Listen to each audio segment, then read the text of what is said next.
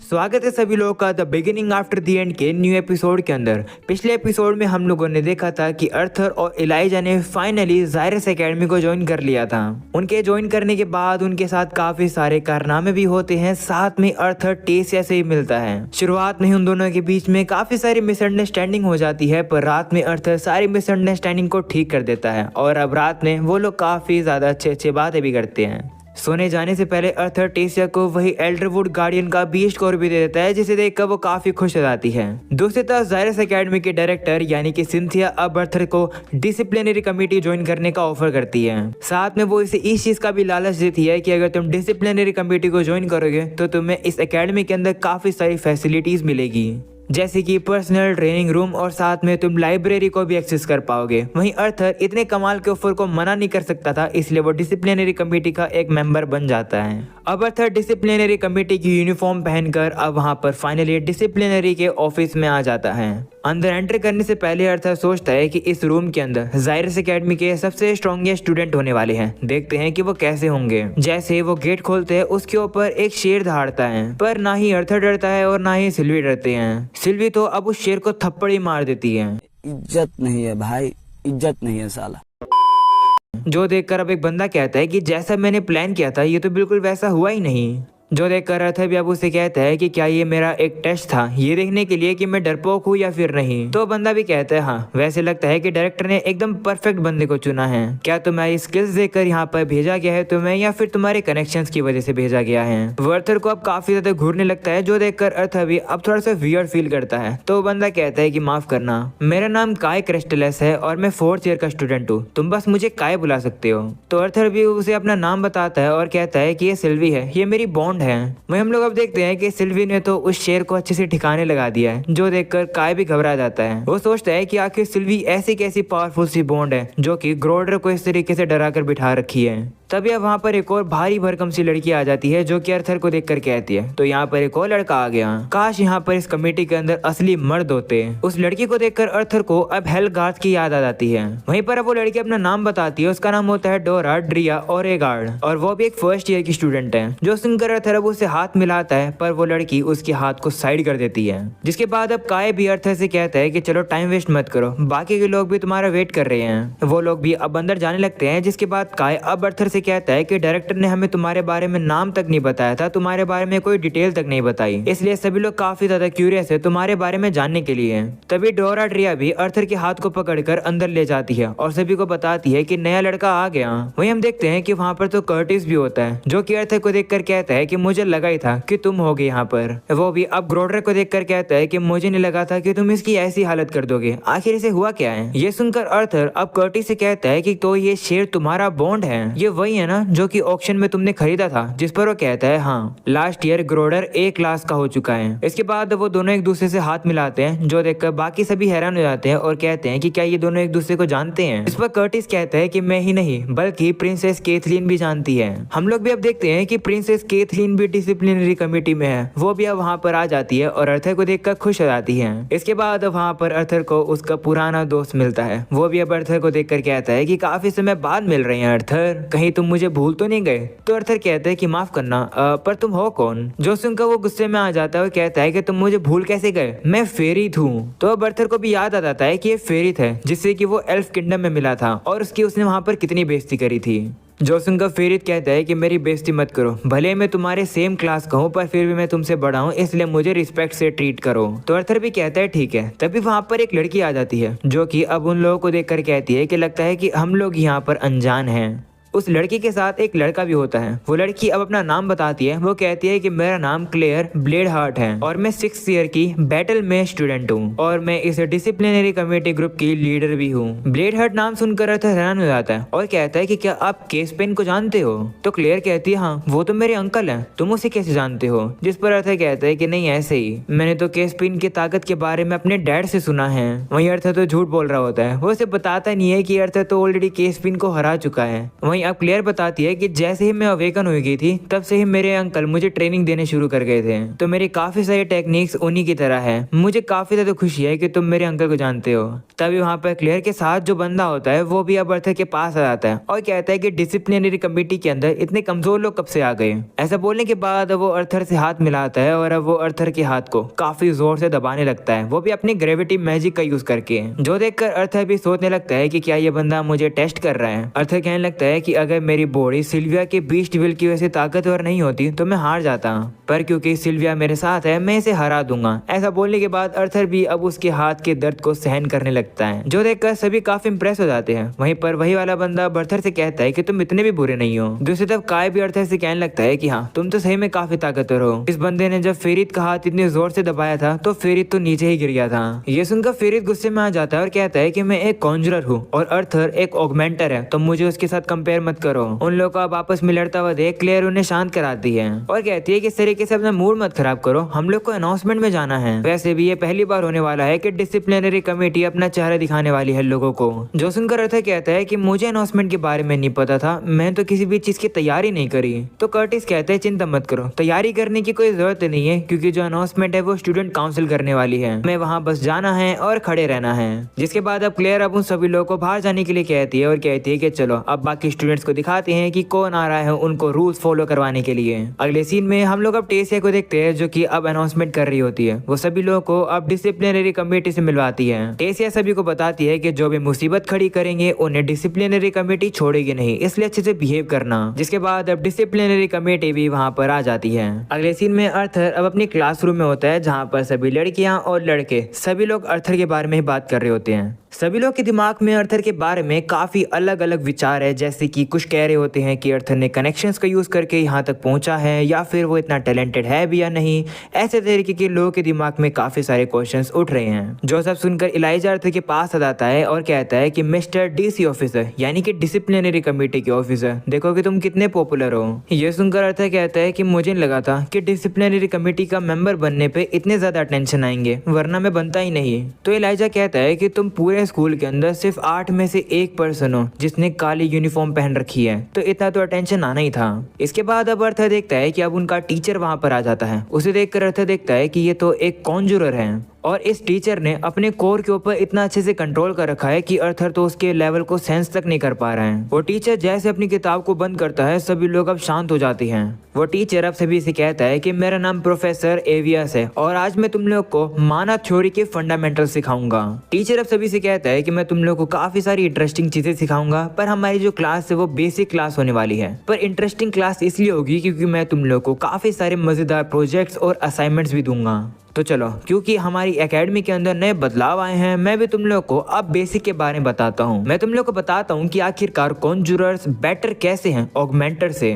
वो कहता है कि पुराने दिनों में ऑरेंज कोर तक भी जाना काफी ज्यादा डिफिकल्ट हुआ करता था, इसी वजह से कॉन्जुरर्स के पास एक काफी बड़ा एडवांटेज हुआ करता था ऑगमेंटर्स के ऊपर। अगर हम लोग फिजियोलॉजी की बात करें तो जो कॉन्जुरर्स हैं उन लोग के पास काफी ज्यादा माना वेव्स डेवलप हो जाते हैं और वही रिस्पॉन्सिबल होते हैं उनकी बॉडी के अंदर माना को एब्जॉर्ब करने के लिए, और वही वेन्स माना कोर के अंदर माना को इधर उधर ट्रांसपोर्ट करती रहती है। दूसरी तरफ जो ऑगमेंटर्स होते हैं उन लोगों ने नेचुरली ही माना चैनल्स को डेवलप कर लिया होता है, इसी वजह से वो लोग अपने माना को बाहर निकाल पाते हैं अपनी बॉडी से। जो कॉन्जुरर्स होते हैं वो काफी ज्यादा इफेक्टिव तरीके से अपने अराउंड के जो माना को होते हैं वो एब्जॉर्ब कर पाते हैं। यही वो कारण है जिसकी वजह से वो लोग हायर कोर लेवल पर काफी जल्दी से पहुंच जाते हैं। कॉन्जुरर्स होते हैं वो इजीली अपनी बॉडी के थ्रू माना को ट्रांसपोर्ट कर पाते हैं। दूसरी तरफ जो ऑगमेंटर्स होते हैं वो अपने माना को अच्छे से कंट्रोल और मैनिपुलेट कर सकते हैं अपने हिसाब से। तो चलो क्लास, मुझे ये बताओ, अगर अंत में 2 मेजेस हैं, एक कॉन्जुरर है और एक ऑगमेंटर है, और दोनों ही सिल्वर कोर स्टेज पर है, तो सबसे ज्यादा एडवांटेज किसके पास होगा? एक मेज अपने कोर को ताकतवर बनाता है और दूसरा अपनी बॉडी को, इसमें से किसके पास एडवांटेज होगा? अर्थर देखता है कि सही बच्चे इस क्वेश्चन के अलग अलग जवाब देते हैं और अब वो क्लास खत्म हो जाती है, जहाँ पर अर्थर अब अपनी दूसरी क्लास के लिए निकल जाता है और इलाइजा दूसरी तरफ। अर्थर देखता है कि ये जो क्लास है उसके अंदर एक अरीना भी है, जिसे देखकर वो कहता है कि शायद ये ज्यादा इंटरेस्टिंग होगी। वो अब जाकर एक सीट पर बैठ जाता है, तभी वहाँ पर कैथलीन भी आ जाती है, जो कि उससे कहती है कि क्या मैं साइड में बैठ जाऊँ तुम्हारे? तो अर्थर उसे हाँ कर देता है। वहीं वो अपने मन में सोचता है कि और भी तो काफी सारी जगह है, तुम वहाँ भी तो बैठ सकती थी। वहीं वहाँ पर केथलीन को बैठा हुआ देख सिल्वी अब उसे बाव करने लगती है। उसे देखकर केथलीन भी शर्मा जाती है और कहती है कि ये तो काफी क्यूट है। तभी उस क्लास में फेरित भी आ जाता है, जो कि अर्थर को देखकर कहता है कि तुम तो मेरे राइवल अर्थर हो। ऐसा बोलकर अब वो भी वहाँ पर बैठ जाता है। इसके बाद अब क्लास शुरू हो जाती है, जहाँ पर इंस्ट्रक्टर आता है। इंस्ट्रक्टर अब कहता है कि मुझे पता ही था कि मैं काफी पॉपुलर हूँ, इसलिए तो काफी सारे स्टूडेंट्स यहाँ पर आए हैं। वहीं उस इंस्ट्रक्टर को देखकर अर्थर सोचता है कि ये तो वही बंदा है जिससे मैं गलती से टकरा गया था। वो इंस्ट्रक्टर सभी से कहता है कि जैसे कि तुम लोग जानते हो ये क्लास प्रैक्टिकल माना मैनिपुलेशन की है। इसका ये मतलब है कि हम लोग काफी सारी चीजों को प्रैक्टिकली करने वाले हैं। वहीं वो इंस्ट्रक्टर काफी ठरकी होता है। वो सोच रहा होता है कि हाँ तो काफी सारी क्यूट क्यूट लड़कियां हैं। तभी उसका ध्यान अब अर्थर की तरफ जाता है, जिसे देखकर वो सोचता है कि तो वही लड़का है जिसने मेरी बेइज्जती करी थी खुलेआम। ये तो एकदम परफेक्ट मौका है, मैं सभी के सामने इसकी ही बेइज्जती करवाऊंगा। वो इंस्ट्रक्टर अब सभी लोगों से कहता है कि मेरे लिए ये कितनी बड़ी ऑनर की बात है कि डिसिप्लिनरी कमेटी को भी मैं टीच करूंगा। मैं अकेला ही क्यूरियस नहीं हूँ जो कि जानना चाहता है कि आखिर डिसिप्लिनरी कमेटी के अंदर कितनी ताकत है। बाकी सभी लोग भी जानना चाहते हैं कि आखिर इन लोगों के अंदर कितनी ताकत है, क्योंकि आफ्टर ऑल ये इस एकेडमी के बच्चों को प्रोटेक्ट जो करने वाले हैं। ये सुनकर अर्थर सोचता है कि ये इस इंस्ट्रक्टर की एक चाल है, ये हमें उकसाने की कोशिश कर रहा है, कोई भी इसकी चाल में नहीं फंसने वाला है। वहीं हम देखते हैं कि फेरी तो काफी बेवकूफ है। वो कहता है कि मैं वॉलंटियर करूंगा आपसे लड़ने के लिए, मैं आपको अपनी एबिलिटी सिखाऊंगा। तो वो इंस्ट्रक्टर मान जाता है और अब वो फेरित को नीचे आने के लिए कहता है। फेरित भी अब उस इंस्ट्रक्टर से कहता है कि आपसे लड़कर काफी ज्यादा मजा आएगा, आपका माना कोर भी काफी ज्यादा हाई है, इसलिए मैं आपका सेंस नहीं कर पा रहा हूँ लेवल। जिस पर वो इंस्ट्रक्टर बताता है कि मैं एक ऑगमेंटर हूँ, तो मैं सिर्फ लॉन्ग रेंज अटैक ही करने वाला हूँ। ऐसा बोलने के बाद वो अपनी तलवार को वहाँ पर ले आता है। वो इंस्ट्रक्टर जानबूझकर कह देता है कि वो एक ऑगमेंटर है और लॉन्ग रेंज अटैक यूज करेगा,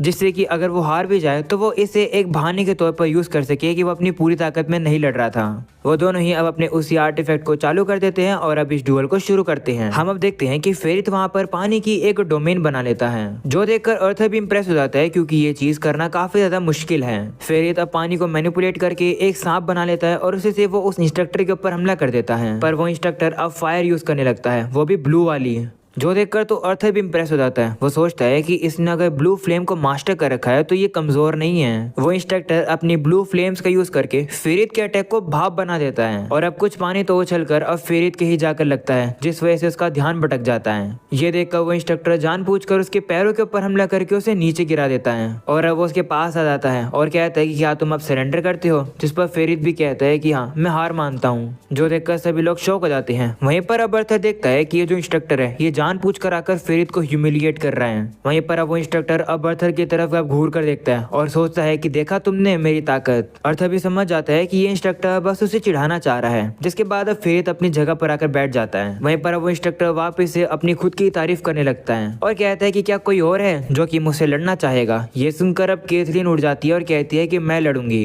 जो सुनकर अब अर्थर हैरान हो जाता है। वो सोचता है कि केथलीन तो आइस एलिमेंट यूज करती है और ये जो इंस्ट्रक्टर जिसका नाम गिस्ट है ये फायर एलिमेंट यूज कर सकता है। मुझे नहीं लगता कि केथलीन जीत पाएगी। पर अब हम लोग अब देखते हैं कि केथलीन अब गिस्ट से लड़ने के लिए आ जाती है। उन लोग का मैच शुरू हो जाता है, जहां पर केथलीन सबसे पहले अपने आइस ईगल्स का हमला करती है। दूसरी तरफ गिस्ट अपने फ्लेम्स का यूज करके अपने लिए एक शील्ड बना लेता है। इससे वो इजीली से केथलीन के अटैक को डॉज कर देता है। पर केथलीन अब भी नहीं रुकती है। वो लगातार उसके ऊपर और भी हमले करने लगती है, पर गिस्ट भी अब काउंटर अटैक कर रहा होता है अपनी फ्लेम्स का यूज करके।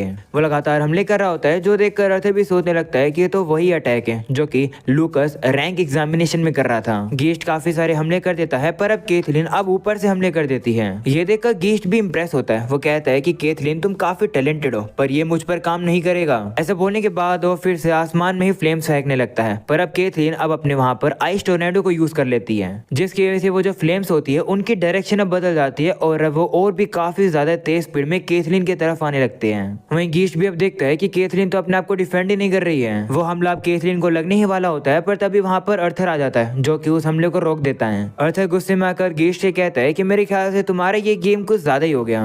वहीं अब गिस्ट को भी गुस्सा आ जाता है। वो अर्थर से कहता है कि मुझे पता है कि तुम्हें प्रिंसेस की चिंता हो रही है, पर तुम्हें इस तरीके से चिंता करने की जरूरत नहीं थी, सारी चीजें अंडर कंट्रोल थी। तो अर्थर कहता है कि झूठ मत बोलो। ये सुनकर गीस्ट भी कहता है कि तुम्हें क्या लगता है कि मुझ जैसा एक कमाल का प्रोफेसर ऐसा नहीं कर पाएगा? सारी चीजें कंट्रोल में थी, मैं अपने हमले को ऑन द स्पॉट रोकने ही वाला था। ये सुनकर अर्थर अब सोचता है कि ये झूठ बोल रहे हैं, वो हमला एक बार निकलने के बाद कैंसिल नहीं हो सकता था, और वैसे भी कैथरीन हर्ट नहीं हुई है तो मेरे पास कोई प्रूफ नहीं है इस चीज को प्रूव करने का। अर्थर अब कहता है कि मेरे पास और कोई भी चॉइस नहीं बची है, मुझे गीस्ट को फोर्स करना होगा कि वो मुझे नुकसान पहुंचाए। अर्थर अब गीस्ट से कहता है कि अब कैथरीन की जगह आपसे मैं लड़ूंगा। तो गीस्ट भी खुश होता है क्योंकि वो यही चाहता था।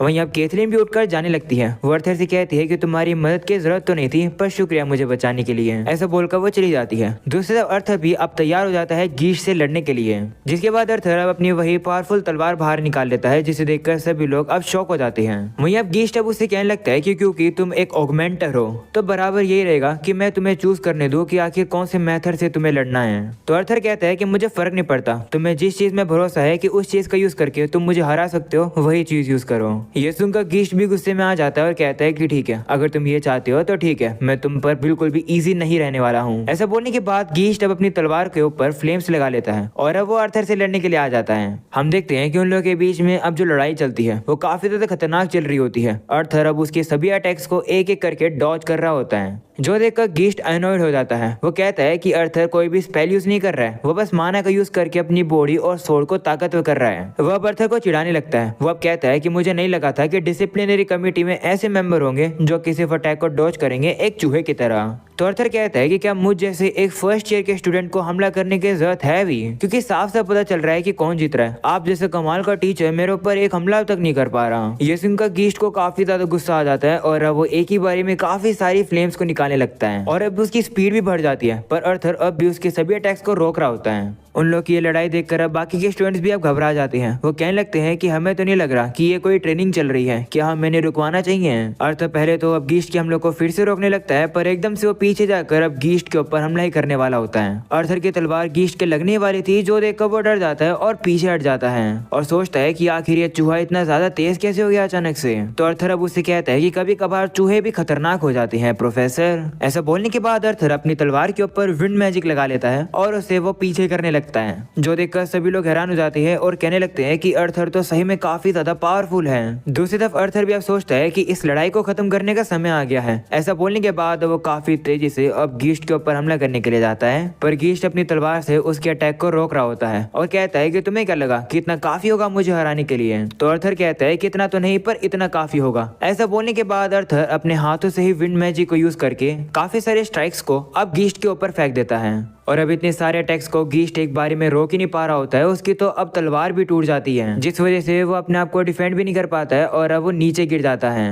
जिसके बाद अर्थर अब उसके पास आकर उसे वैसे ही चिढ़ाने लगता है जैसे गीस्ट ने फेरित को चिढ़ाया था। अर्थर अब उसे कहता है शुक्रिया अपनी गाइडेंस देने के लिए मुझे इस तरीके से। ये फाइट अब ओवर हो जाती है, जहाँ पर कैथरीन अब वहाँ से जा रही होती है, जो देखकर अर्थर अब उसके पीछे जाता है, पर तभी फेरित आकर उसे रोक लेता है और कहता है कि तुमने तो काफी ज्यादा अच्छे से लड़ाई करी। तो अर्थर कहता है कि तुमने भी काफी अच्छा किया, अगर तुम्हें पता होता कि प्रोफेसर किस तरीके का मैजिक यूज करने वाला है तो तुम उसे डॉज कर लेते हैं। उन लोग की बातें सुनकर कैथरीन भी अब वहाँ आ जाती है और कहती है कि तुम लोग को मेरी परफॉर्मेंस कैसी लगी। तो अर्थर कहता है कि सच बताऊं तो लास्ट मोमेंट पर जब तुमने अपने डिफेंस को इग्नोर कर दिया था तो वो तुम्हारी सबसे बड़ी गलती थी। ये देखकर कैथरीन अब उन लोगों को थोड़ी देर तक घूरने लगती है, जो देखकर वो लोग भी नर्वस हो जाते हैं, पर अब कैथरीन वहाँ से चली जाती है बिना कुछ कहे, जिस पर फेरित कहता है कि मैं भी अब जा रहा हूँ। ऐसा बोलने के बाद अब अर्थर भी जा रहा होता है, तभी सिल्वी अब उसे कहती है कि आप इतने उदास क्यों लग रहे हो, जिस पर अर्थर कहता है कि ऐसे ही। ऐसा बोलने के बाद अर्थर अब अपने मन में कहता है कि मेरे को ये देखकर काफी ज्यादा डिसअपॉइंटमेंट फील हो रही है कि मैं गीस्ट को अपने विंड एलिमेंट से जल्दी खत्म नहीं कर पाया। इस चीज से मुझे ये रियलाइज हो रहा है कि अभी भी मुझे काफी सारी ट्रेनिंग करने की जरूरत है। अगले सीन में अर्थर अब अपनी एक और क्लास करने के लिए जा रहा है और अब इस क्लास में वो आर्टिफैक्ट्स के बारे में सीखेगा। अर्थर अब जैसे ही इस क्लासरूम में आता है वो इस जगह की काफी सारी इक्विपमेंट्स को देखकर हैरान हो जाता है। वो अब कहता है कि ऐसी चीजें तो मेरी पुरानी दुनिया में भी नहीं थी। ऐसा बोलने के बाद वो अपनी सीट ले लेता है, तभी वहाँ पर एक लड़की आ जाती है। वो अब उसे कहती है कि क्या तुम्हारे साइड वाली जगह खाली है, अगर खाली नहीं है तो मैं कहीं और जाकर बैठ जाती हूँ। अर्थर देखता है कि ये लड़की काफी नर्वस होती है। वो अब उससे कहता है कि नहीं, ये सीट खाली है, तुम आकर बैठ जाओ। तो वो लड़की भी अब वहाँ बैठ जाती है और अब वो काफी धीरे धीरे से कुछ कुछ कहने लगती है, जो देखकर अर्थर अब उसके करीब आ जाता है और कहता है कि तुमने क्या कहा। अर्थर को इतना करीब देखकर वो शर्मा जाती है और कहती है कि अरे मेरा नाम एमिली है, प्लीज मेरे दोस्त बन जाओ। मेरे कहने का मतलब है कि तुमसे मिलकर अच्छा लगा। ये कहने के बाद अब एमिली थोड़ी ऑकवर्ड हो जाती है। वह सोचने लगती है कि शायद ये लड़का अब मुझे अजीब समझेगा। वो ये सोच रही होती है, पर तभी अर्थर अपना हाथ हाई करता है और अब वो उसे कहता है कि मेरा नाम अर्थर है, तुमसे मिलकर अच्छा लगा। ये सुनने के बाद एमिली भी अब काफी ज्यादा शर्मा जाती है। वो भी अब हिम्मत जुटाती है और अब वो अर्थर से हाथ मिलाती है। एमिली के हाथ को छूने के बाद अब अर्थर फील कर पा रहा होता है कि एमिली ने काफी ज्यादा हार्ड वर्क करा है। वहीं अर्थर उसके हाथ को देख ही रहा होता है। इतने में एमिली अब शर्मा जाती है और कहती है कि माफ करना, मेरा हाथ तुम्हें गंदा लगा होगा, है ना। तो अर्थर कहता है कि कोई बात नहीं, मेरा हाथ भी ऐसा ही है जैसा तुम्हारा है। जो सुनकर एमिली कहती है कि लगता है कि तुमने काफी प्रैक्टिस करी है, अब समझ आया कि आखिर तुम्हें डिसिप्लिनरी कमेटी में क्यों लिया गया है। वह बताती है कि उसे आर्टिफैक्ट बनाना काफी ज्यादा मस्त लगता है, इसी वजह से वो आर्टिफैक्ट बनाने में काफी मेहनत करती है। पर अब वो कहती है कि लेकिन ऐसा करने से मेरे हाथ खराब हो गए।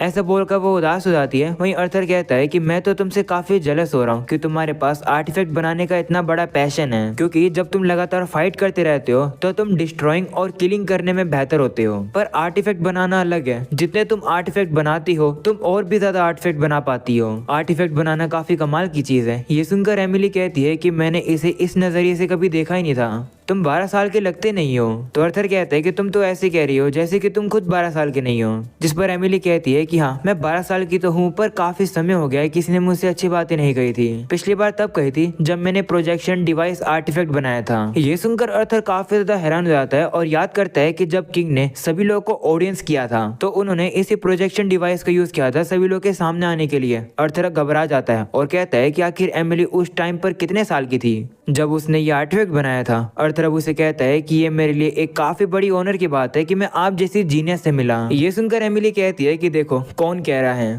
तुम खुद एक ऐसे पर्सन हो जिसके बैकग्राउंड के बारे में कुछ भी नहीं पता है। तुम्हारा जो माना बीस्ट है वो फॉक्स जैसा दिखता है। तुम इतने ताकतवर हो कि तुम प्रोफेसर को भी हरा चुके हो और एडवेंचरर्स को भी, और तुम लाइट येलो कोर स्टेज पर हो। ये सुनने के बाद अर्थर भी काफी हैरान हो जाता है और कहता है कि तुम्हें ये सब कुछ कैसे पता। तो एमिली कहती है कि ये एक मैजिक एकेडमी है, यहाँ पर न्यूज और र्यूमर्स काफी तेजी से फैलते हैं। इतने में हम लोग अब देखते हैं कि इस क्लास का अब प्रोफेसर वहाँ पर आ जाता है सभी को पढ़ाने के लिए। हमें पता चलता है कि वो प्रोफेसर और कोई नहीं बल्कि जीडियोन है। जीडियोन सभी से कहता है कि मैं प्रोफेसर जीडियोन हूँ, महान आर्टिफैक्ट बनाने वाला।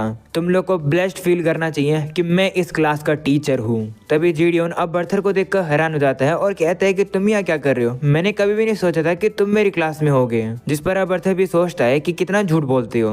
अगले सीन में जीडियोन अब अपनी महान कथा बताने लगता है कि अब से 20 साल पहले मैंने ये आर्टिफैक्ट बनाया था, अब से 3 साल पहले मैंने ये आर्टिफैक्ट बनाया था, फलाना फलाना। ये सब सुनकर अर्थर बोर हो जाता है, पर तभी अचानक से एक उल्लू उड़कर आता है और अब वो सीधा अर्थर के कंधे पर बैठ जाता है। उस उल्लू को देखकर अब सिल्वी डर जाती है और अब अर्थर को बताती है कि ये उल्लू खतरनाक है। तभी जीडियोन अर्थर से कहता है कि घबराओ मत, डायरेक्टर सिंथिया तुम्हें बुला रही है। ये सुनकर एमिली भी अब अर्थर से कहती है कि देखा तुम्हारे र्यूमर्स कितनी जल्दी से फैल गए हैं। तो अब अर्थर भी कहता है हाँ। जिसके बाद अर्थर अब सिंथिया के रूम की तरफ जा ही रहा होता है, पर तभी अब वो देखता है कि सिंथिया के रूम से काफी गुस्से में कैथरीन बाहर निकलती है। अर्थर उसे हाय बोलने ही वाला होता है, पर वो देखता है कि कैथरीन गुस्से में है, इसलिए वो उसे कुछ कहता नहीं है। अर्थर अब अंदर जाता है और देखता है कि सिंथिया भी थोड़ी बहुत गुस्से में लग रही है। वो सोचता है कि क्या मुझे अंदर जाना भी चाहिए, तो सिंथिया उसे अंदर बुला भी लेती है। वहीं अर्थर अब काफी ज्यादा नर्वस होता है। वो तो सोच ही रहा होता है कि सिंथिया मुझे काफी डांट मारने वाली है। वो उसे कहता है कि लगता है कि तुम्हें पता चल गया कि मेरी गीस्ट के साथ लड़ाई हुई है, मैं तुम्हें बता सकता हूँ कि आखिर वो सब क्यों हुआ। जिस पर अब वो कहने लगती है कि मैंने तुम्हें उसलिए नहीं बुलाया है। तो फिर अर्थर कहता है कि तो फिर तुमने किस लिए बुलाया है। ये सुनने के बाद सिंथिया उसे काफी देर तक घूरने लगती है। तो अर्थर कहता है कि आखिर बताओगी भी कि आखिर हुआ क्या है। तो सिंथिया कहती है कि क्यों ना तुम प्रैक्टिकल माना मैनिपुलेशन के प्रोफेसर बन जाओ। ये सुनकर अर्थर कहता है कि क्या तुम मुझे कह रही हो।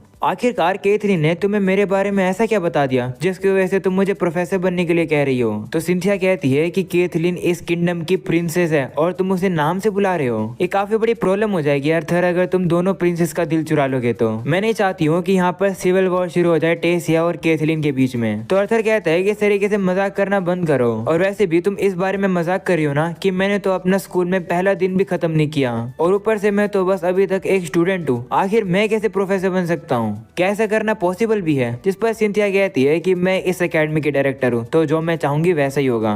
वैसे भी ऐसे भी बहुत बार हो चुका है कि जो क्वालिफाइड अपर क्लासमैन होते हैं वो भी बेसिक कोर्स सिखाते हैं, तो तुम फिर टीचर बन सकते हो। तो अर्थर कहता है कि तो फिर गीस्ट का क्या होगा? तो सिंथिया कहती है कि मैंने गीस्ट को एकेडमी से निकाल दिया है। उसके बारे में वैसे भी काफी सारी कंप्लेंट सुनने को आ रही थी और प्रिंसेस केथलीन ने भी मदद करी है। ये सुनकर अर्थर कहता है कि ठीक है, पर मुझे अब भी समझ नहीं आ रहा कि आखिर तुम ये सब क्यों कर रही हो। तो सिंथिया कहती है कि क्योंकि एक प्रोफेसर की जॉब अब खाली है, तो मैं चाहती हूँ कि तुम प्रोफेसर बनो। मेरा कोई और दूसरा इरादा बिल्कुल भी नहीं है अर्थर, तो तुम्हें बिल्कुल भी सस्पिशियस होने की जरूरत नहीं है। वैसे भी तुम्हें नहीं लगता कि ये काफी अच्छी अपॉर्चुनिटी रहेगी कि तुम प्रोफेसर्स के साथ भी लड़ पाओगे? तो अर्थर कहता है कि हाँ, आइडिया बुरा तो नहीं है, पर अगर मैं प्रोफेसर बनूंगा तो बच्चों के पेरेंट्स काफी कंप्लेन करेंगे। जिस पर सिंथिया कहती है कि उनके कंप्लेन करने से क्या होता है, इस एकेडमी के डायरेक्टर तो मैं ही हूँ, और वैसे भी क्लास को कैंसिल करने से तो बेहतर यही है। वैसे मैं तुम्हें फोर्स नहीं करूंगी, ये तुम्हारी चॉइस है कि तुम्हें प्रोफेसर बनना है या फिर नहीं। वैसे तुम्हें लगता है कि ये बेहतर रहेगा क्योंकि तुम वैसे भी उस क्लास में बैठकर बोर ही होगे, क्योंकि उस क्लास में जितना कुछ भी सिखाया जाएगा उससे तुम्हें 10 गुना ज्यादा आता है। ये सुनकर अर्थर भी अब सोचता है कि आज जो कुछ भी हुआ है उसके बाद मुझे नहीं लगता कि मैं अपनी प्रेजेंस को ज्यादा देर तक छुपा पाऊंगा। तो अर्थर भी अब मान जाता है इस एकेडमी का प्रोफेसर बनने के लिए। ये सुनकर सिंथिया भी खुश हो जाती है और कहती है कि मुझे पता है कि तुम काफी कमाल का काम करोगे। जिसके बाद अब अर्थर वहां से चला जाता है। अर्थर को जाता हुआ देख सिंथिया अब कहने लगती है कि पता नहीं क्यों आखिरकार इस लड़के में कोई ना कोई तो बात है जिसकी वजह से मैं हमेशा इसमें इंटरेस्टेड रहती हूँ। इसके साथ नेगोशिएशन करना काफी ज्यादा मुश्किल है, ऐसा लगता है कि मैं किसी रॉयल फैमिली के साथ नेगोशिएशन कर रही हूँ। एवियर, आखिर तुम अर्थर के बारे में क्या कहना चाहोगे? वहीं हम देखते हैं कि एवियर इस उल्लू का नाम है। वो सिंथिया से कहता है कि अर्थर सही में काफी अलग है। वैसे भी अर्थर को एक बच्चे की नजर से मत देखना, इसका मेंटल और इमोशनल मैच्योरिटी को साइड में रखो। ऐसी भी कुछ चीजें हैं जो कि आंखें नहीं देख पाती हैं। जिस पर सिंथिया कहती है कि आखिर तुम ऐसे कैसे कह पा रहे हो? जिस पर एवियर कहता है कि अर्थर के बॉन्ड को देखकर। वो अब सिंथिया को बताता है कि ये जो सिल्वी है ये और कोई नहीं बल्कि एक ड्रैगन है। ये सुनकर सिंथिया भी काफी ज्यादा हैरान हो जाती है। वहीं पर एवियर कहता है कि मैं काफी ज्यादा श्योर हूँ कि जो सिल्वी है वो काफी ज्यादा ताकतवर हो जाएगी कि मैं तक उसे नहीं हरा पाऊंगा। ऐसा बोलकर वो सिंथिया से कहता है कि अंत में मैं तुम्हें एक वार्निंग देना चाहता हूँ कि अर्थर को कभी भी अपना दुश्मन मत बनाना। अगर अर्थर को विश्वास के साथ और रिस्पेक्ट के साथ ट्रीट किया जाएगा तो वो हमारा काफी ज्यादा पावरफुल दोस्त बन सकता है, पर अगर अर्थर को बिट्रे किया गया या फिर उसे कुछ भी नुकसान पहुंचाया तो वो इस कॉन्टिनेंट को तबाह कर सकता है। ये बात अब सुनने के बाद तो अब सिंथिया भी डर जाती है। अगले सीन में अर्थर अपना खाना लेकर आ जाता है जहाँ पर इलाइजा अब उसे मिलता है और कहता है कि यहाँ पर आकर खाना खाओ। तो अर्थर भी वहाँ पर बैठ जाता है जहाँ पर इलाइजा ने पहले से ही एक लड़की को भी बिठा रखा था अपने साथ। इलाइजा अर्थर से कहता है कि ये शार्लेट है और अब वो शार्लेट से कहता है कि ये अर्थर है मेरा बेस्ट फ्रेंड। जिसके बाद अर्थर इलाइजा से कहता है कि मेरे बिना तुम्हारी क्लासेस कैसे गई? जिस पर वो कहता है कि तुम्हारे बिना बहुत अच्छी गई, मुझे बेसिक चेन कास्टिंग और माना यूटिलाइजेशन काफी अच्छे लगे। वो अर्थर को ये बताता है कि शार्लेट मेरी चेन कास्टिंग क्लास में है और ये काफी अच्छी है चेन कास्टिंग करने में। ये सुनकर शार्लेट भी शर्मा जाती है। वहीं इलाइजा अर्थर से कहता है कि तुम्हारी क्लास कैसे गई? मैंने सुना कि तुमने अपने प्रोफेसर को हरा दिया। तो अर्थर कहता है हाँ, दरअसल उन सब के बाद उस क्लास का टीचर यानी कि प्रोफेसर मुझे ही बना दिया गया। ये सुनकर इलाइजा इतना शौक हो जाता है कि वो अपना खाना अर्थर के ऊपर ही थूक देता है। वह हैरान होकर अर्थर से कहता है क्या तुम प्रोफेसर बन गए हो? तो अर्थर कहता है हाँ, जिस प्रोफेसर को मैंने हराया मुझे उसी क्लास का टीचर बना दिया है। अब मैं प्रोफेसर हूँ, इस तरीके से मुझ पर खाना मत फेंको। जिस पर इलाइजा कहता है कि मुझे फर्क नहीं पड़ता कि तुम प्रोफेसर हो या फिर नहीं। वैसे मैं सोच रहा हूँ कि मैं अपनी क्लासेस को कभी कभार छोड़कर तुम्हारी क्लास में आ जाऊँ तुम्हें एक्शन में देखने के लिए। जिसके बाद वो अर्थर से कहता है कि वैसे मैं और शार्लेट डाउनटाउन में जाने वाले हैं कुछ शॉपिंग करने के लिए, क्या तुम भी चलोगे? वहीं पर अब शार्लेट काफी एक्साइटेड हो जाती है। वो अर्थर से कहती है कि हाँ, तुम्हें भी हमें ज्वाइन करना चाहिए। तो अर्थर कहता है कि माफ करना, मेरी अभी कुछ क्लासेस रहती है जो कि अपर डिवीजन की है, मैं उन्हें मिस नहीं कर सकता हूँ। तो इलाइजा कहता है ठीक है। वो अब शार्लेट से कहता है कि चलो फिर तुम और मैं अकेले चलेंगे। ये सुनकर शार्लेट अब थोड़ा सा ऑकवर्ड फील करती है। वो अब बहाने मार देती है और कहती है कि माफ करना, मुझे याद आया कि मुझे कुछ काम है, हमें कभी और जाना चाहिए पर हम तीनों एक साथ जाएंगे। ऐसा बोलने के बाद वो वहाँ से भाग जाती है। जाने से पहले वो इलाइजा को छोड़कर अर्थर को गुड बाय करती है। वहीं इलाइजा को तो समझ ही नहीं आता है कि शार्लेट उससे बात नहीं करना चाहती थी। वो कहता है कि जरूर शार्लेट का कोई बिजी काम होगा। कोई बात नहीं, मैं लाइब्रेरी में जाकर पढ़ाई कर लूंगा। वैसे अर्थर तुम्हें शार्लेट अच्छी लगी ना? तुम्हें क्या लगता है कि मेरे पास चांस है ना कि मैं उसे पटा सकता हूँ? जो सुनकर अर्थर अब उसे कुछ कहता नहीं है। उसे मोटिवेट करने के लिए वो सीधा उसे कह देता है कि मुझे लगता है कि तुम्हें और कोई बेटर डिजर्व करता है। अगले सीन में अर्थर अब अपनी अपर डिवीजन क्लास लेने के लिए आ जाता है, जहाँ पर सही बच्चे अब उसे घूर रहे होते हैं। तभी अर्थर देखता है कि वहाँ पर क्लेयर और कर्टिस भी होते हैं। वो अब अर्थर से कहते हैं कि हमें नहीं लगा था कि तुम भी इस क्लास में होगे। अर्थर भी अब उन लोगों के पास चला जाता है, जहाँ पर क्लेयर अब अर्थर को टाइटली पकड़ लेती है और कहती है कि यहाँ क्लास में हमें काफी अच्छे से परफॉर्म करना है, हम लोग डिसिप्लिनरी कमेटी का नाम खराब नहीं कर सकते हैं। तो अर्थर भी कहते हैं ठीक है। जिसके बाद हम लोग अब देखते हैं कि इस क्लास के अब बाकी के स्टूडेंट्स भी आ जाते हैं। क्लास में तो टेसिया भी होती है, वो भी अब वहाँ पर अर्थर को देखकर काफी खुश हो जाती है और अब वो उसी के पास आ रही होती है। पर अब जैसे वो देखती है कि क्लेयर ने तो अर्थर को गले लगा रखा है, वो भी काफी कस के, जो देखकर टेसिया काफी बुरा मान जाती है। अर्थर अब टेसिया को हाय बोलने की कोशिश करता है, पर अब टेसिया काफी ज्यादा उदास होकर वहाँ उसे इग्नोर करके चली जाती है। जो देखकर क्लेयर कहती है कि लगता है कि टेसिया का मूड खराब है, जिस पर अर्थर कहता है कि तुम्हारी वजह से ही हुआ है। तभी कर्टिस अब कहता है कि चलो हम लोग को भी आगे बढ़ना चाहिए। इसके बाद वो लोग भी अब आगे जा ही रहे होते हैं, पर तभी अचानक से अर्थर के सामने से उसका सबसे खतरनाक दुश्मन जाता है, जो कि और कोई नहीं बल्कि लूकस था। अर्थर अब जैसे लूकस को देखता है, उसका अब खून खोलने लगता है। अर्थर अब याद करने लगता है कि किस तरीके से लूकस ने कितने सारे क्राइम्स करे थे। वहीं अब लूकस भी अर्थर को देख रहा होता है, पर तभी अचानक से वहाँ पर अब एक काफी बड़े ईगल पर एक इंस्ट्रक्टर बैठ कर आ जाती है। वो यहाँ पर सभी स्टूडेंट्स का वेलकम करती है और कहती है कि मेरा नाम है प्रोफेसर ग्लोरी और मैं इस टीम फाइटिंग मैकेनिज्म की इंस्ट्रक्टर होने वाली हूँ, और ये मेरा फ्लेयर हॉक एक बॉन्ड है, इसका नाम टॉर्च है। ये सुनकर अर्थर अब ग्लोरी को अप्रेस करने लगता है और देखता है कि आखिर वो कितनी ताकतवर है। वो अब उसके ऊपर अप्रेजल करने लगता है, पर इसके बारे में ग्लोरी को भी पता चल जाता है और अब वो अर्थर के अप्रेजल को कट कर देती है, जिस वजह से अर्थर को दर्द हो जाता है। अर्थर अब सोचता है कि जो ग्लोरी है वो अपने लेवल को और एलिमेंटल एट्रीब्यूट को कुछ बच्चे के सामने छुपा रही है, पर क्यों? तभी अचानक से अब ग्लोरी अर्थर के पास आ जाती है और कहती है कि तुम तो मेरे नए कलीग हो ना, तुम्हारा नाम अर्थर है, तुमसे मिलकर अच्छा लगा। ये सुनने के बाद बाकी के स्टूडेंट्स भी सोचने लगते हैं कि आखिरकार ग्लोरी ने अर्थर को अपना कलीग क्यों बुलाया, क्या अर्थर एक प्रोफेसर है? एक स्टूडेंट अब डायरेक्टली पूछ ही लेता है। वो ग्लोरी से कहता है कि ये जो अर्थर है, जो न्यू स्टूडेंट है, डिसिप्लिनरी कमेटी के साथ साथ ये प्रोफेसर भी है। जिस पर वो भी कहती है हाँ। ये सुनने के बाद सभी लोग काफी ज्यादा हैरान हो जाते हैं और कहते हैं कि आखिरकार ऐसा कैसे हो सकता है, ऐसा मौका तो सीनियर स्टूडेंट को भी नहीं मिलता है, तो आखिर इस फर्स्ट ईयर के स्टूडेंट को कैसे मिल गया? वो सभी लोग अब अर्थर के बारे में लगातार बात कर रहे होते हैं, जो देख क्लेयर सभी को शांत कराती है और कहती है कि जेलस होना बंद करो। वहीं अर्थर अब समझ जाता है। वो कहता है कि ग्लोरी ने मुझे जानबूझकर सभी लोगों के सामने टारगेट बनाया है। सभी स्टूडेंट्स अभी भी आनातानी कर रहे होते हैं, जो देखकर ग्लोरी सभी से कहती है कि हम लोग को डायरेक्टर के डिसीजंस को मानना चाहिए। अर्थर ने डायरेक्टर को हराकर ऑलरेडी अपने आप को प्रूव कर दिया है। ये सुनकर अब कुछ लोग कहने लगते हैं कि एक प्रोफेसर को हराना इतनी क्या बड़ी बात है, ये तो हम भी कर सकते हैं। जिस प्रोफेसर को अर्थर ने हराया है वो तो बस एक बेकार का एडवेंचरर ही था। ये सुनकर ग्लोरी कहती है कि तुम में तो काफी जोश है, अगर ऐसी बात है तो क्यों ना तुम लोग अपने नए प्रोफेसर को टेस्ट कर लो। ये सुनने के बाद सभी स्टूडेंट्स भी अब काफी ज्यादा डेडली हो जाते हैं। वो अब कहने लगते हैं कि हम लोग इस नए स्टूडेंट को मार देंगे, आखिरकार ये सारी अटेंशन अपने ऊपर कैसे ला सकता है। ये सब कुछ देखकर अर्थर अब टेसिया से कहता है कि क्या तुम ये देख पा रही हो? वह टेसिया भी शर्मा जाती है और वो अपने चेहरे को दूसरी साइड कर लेती है और ऐसा एक्ट करती है कि उसने अर्थर को देखा ही नहीं। वहीं अब अर्थर ग्लोरी से कहता है कि माफ करना, ये ऑफर मुझे देने के लिए, पर डायरेक्टर ने कहा है कि मैं थोड़ा शांति से चीजों को करूं, और वैसे भी ये मेरा पहला दिन है तो लड़ाई करना सही नहीं रहेगा। जिस पर ग्लोरी कहती है कि चिंता मत करो, ये सब करने में काफी मजा आएगा। भले तुम अपर डिवीजन क्लास में एक फर्स्ट ईयर हो, फिर भी तुम्हें अच्छे से स्पेशली ट्रीट नहीं किया जाएगा। वो अब अर्थर के कानों में कहती है कि तुम्हें बस अपनी थोड़ी सी पावर प्रूव करनी है, जिससे कि सभी लोग विश्वास कर सके कि तुम एक प्रोफेसर बनने के लायक हो। ऐसा बोलने के बाद वो सभी स्टूडेंट से कहती है कि तैयार हो जाओ अर्थर से लड़ने के लिए। जो देखकर अर्थर भी अब सोचने लगता है कि ये ग्लोरी जानबूझ के अपने मजे के लिए ये सब कर रही है। ग्लोरी अब सभी से कहती है कि हम लोग वॉर कॉन्क्वेस्ट करेंगे। जो सुनकर कर्टिस कहता है कि मेरे पास एक सजेशन है, क्यों ना हम लोग एक टीम मॉक बैटल करें, जिसमें डिसिप्लिनरी कमेटी के तीनों ही मेंबर एक ही टीम में होंगे। इससे हम लोग को भी काफी अच्छा मौका मिल जाएगा टीम वर्क पर काम करने के लिए। तो ग्लोरी कहती है कि हाँ, अच्छा आइडिया है। तभी क्लीव अब कहता है कि टेसिया और मैं अपोनेंट वाली टीम में होंगे।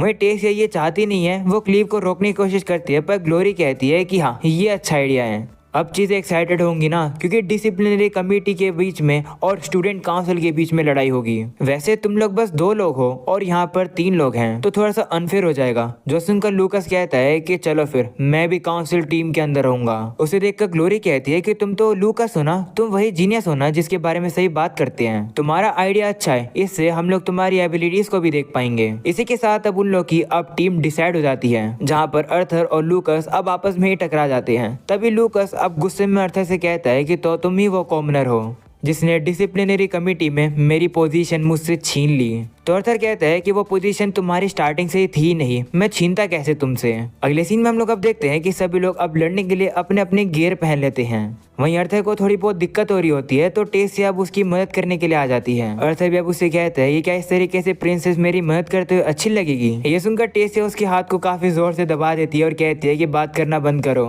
तो अर्थर अब उसे कहता है कि तुम्हें मुझसे इतना फॉर्मली बात करने की जरूरत नहीं है, वैसे भी हम लोग बाकी स्टूडेंट से काफी दूर हैं, वो लोग हमें सुन नहीं सकते हैं। जिस पर अब टेसिया कहती है कि मुझे इस चीज से काफी नफरत है कि मुझे ऐसा एक्ट करना पड़ता है कि मैं तुम्हें नहीं जानती हूँ। तो अर्थर कहता है कि तो फिर ऐसा एक्ट करना बंद कर दो। तो टेसिया कहती है कि अगर मैं तुमसे और फ्रेंडली होकर बात करूंगी तो तुम्हारे पर और भी ज्यादा अटेंशन आएगा। और वैसे भी सिंथिया ने कहा था कि तुम अपने आप को छुपाना चाहते हो, अपने ऊपर ज्यादा अटेंशन नहीं लाना चाहते हो। जिस पर अर्थर कहता है कि चिंता मत करो, मेरे ऊपर ऑलरेडी बहुत ज्यादा अटेंशन आ चुका है। तो टेसिया कहती है कि लेकिन कुछ सीक्रेट्स तो रखनी चाहिए ना, जैसे सिल्वी की ट्रू आइडेंटिटी। वो अब अर्थर से ये भी कहने लगती है कि मैं तुम्हारे वाटर एलिमेंट को सेंस नहीं कर पा रही हूँ। वहीं इससे पहले टेसिया पूरी बात खत्म कर सके, अर्थर अब उसका मुंह बंद कर देता है और कहता है कि मैं अपनी ज्यादातर एबिलिटीज को सीक्रेट रख रहा हूँ, इसलिए मैं चाहता हूँ कि तुम भी रखो सीक्रेट उन्हें। ऐसा बोलकर वो टेसिया से कहता है कि वैसे तुम्हें मुझे इस तरीके से इग्नोर नहीं करना चाहिए। ऐसा बोलकर अर्थर उसके काफी करीब आ जाता है, जो देखकर टेसिया भी शर्मा जाती है और कहती है कि तुम काफी क्लोज हो। तभी वहाँ ग्लोरी आ जाती है, जो कि उनसे कहती है कि निब्बा निब्बी वाली हरकतें बंद कर दो, मैच 2 मिनट में स्टार्ट होने वाला है। वहीं निब्बा निब्बी वाली बात सुनकर टेसिया शर्मा जाती है और वो अर्थर को धक्का मार के वहाँ से भाग जाती है। वहीं उसे जाता हुआ देख अर्थर उसे रोकता है और कहता है कि चलो इस मैच में अपना बेस्ट देंगे, मैं देखना चाहता हूँ कि इतने सालों में तुमने कितनी इंप्रूवमेंट करी है। तो टेसिया भी कहती है ठीक है, तो फिर संभल कर रहना, क्योंकि मैं तुम पर इजी नहीं रहने वाली हूँ। और अब इसी के साथ उन लोग के बीच में ये लड़ाई शुरू होने ही वाली होती है। और अब इसी के साथ गाइस माफ करना, पर इस एपिसोड को मैं यहीं खत्म कर रहा हूँ। मुझे पता है भाई कि मैं हमेशा एक इंटरेस्टिंग पार्ट पर ही एपिसोड को खत्म कर देता हूँ, पर अब क्या करो यार, ये एपिसोड कुछ ज्यादा बड़ा जो बन चुका है। अगर तुम लोग का एपिसोड जल्दी जल्दी चाहिए तो मेरे को छोटे छोटे पार्ट बनाने पड़ेंगे, पर फिर भी भाई ये एपिसोड आधे घंटे से तो ज्यादा का ही है, तो तुम लोग कंप्लेन नहीं कर सकते हो। एनीवेज आई होप कि तुम लोग को आज का ये एपिसोड पसंद आया होगा। अगर पसंद आया हो तो प्लीज इस वीडियो के ऊपर लाइक करके जाना। 3000 लाइक्स आज इस वीडियो पर भी करा दो। तुम लोग हर बार करा देते हो, तो भाई इस वीडियो के ऊपर भी 3000 लाइक्स कर देना। एंड यार ऐसे भी काफी सारे लोग हैं जो कि चैनल को सब्सक्राइब ही नहीं करते हैं, तो उन लोगों से भाई ये की रिक्वेस्ट है कि यार सब्सक्राइब कर दो, सब्सक्राइब करना फ्री होता है। अरे यार आउटरो कुछ ज्यादा बड़ा हो गया है, इसके लिए माफी देना। आज के लिए हम लोग इतने रखते हैं, मिलते हैं अगले एपिसोड में, तब तक के लिए बाय बाय।